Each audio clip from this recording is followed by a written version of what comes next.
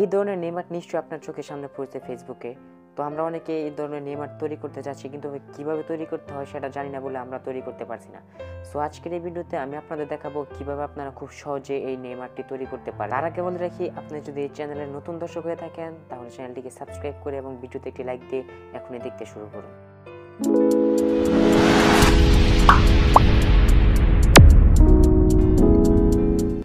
আমরা চলে আসবো যে কোনো একটি ব্রাউজার এবং সার্চ বারে লিখে সার্চ করবো 𝗺𝗚360।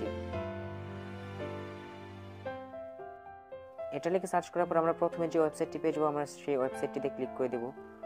তারপর আমাদের সামনে ঠিক এরকম একটি ইন্টারফেস চলে আসবে। তো এখান থেকে আমরা বেশ কিছু টেমপ্লেট দেখতে পাবো, যেগুলো দিয়ে আমরা বিভিন্ন প্রকারের ফটো এডিট করতে পারবো। তো আমরা যেহেতু নেম আর্ট করবো, তার জন্য আমরা স্ক্রল করে একটু নিচের দিকে চলে আসবো এবং এখান থেকে আসার পরে আমরা টেমপ্লেটটি দেখতে পাবো। তো আমরা এটাতে ক্লিক করে দেবো।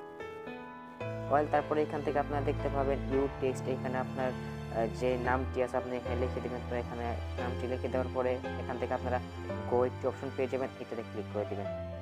তারপরে এখানে কিছুক্ষণ লোডিং হবে। ওকে, তো দেখতে পাচ্ছেন এখানে আমাদের নামটি কিন্তু সুন্দরভাবে বসে গেছে। তারপরে এটা আমাদের ডাউনলোড করতে হবে, আর ডাউনলোড করার জন্য সিম্পলি আমরা এই সেভ অপশনে ক্লিক করে দিলে এটা আমাদের ফোনে ডাউনলোড হয়ে যাবে। সো এই ছিল আমাদের আজকের এই ভিডিও। কথা হবে পরবর্তী নতুন কোনো ভিডিওতে। সে পর্যন্ত ভালো থাকুন, সুস্থ থাকুন। আল্লাহ হাফিজ।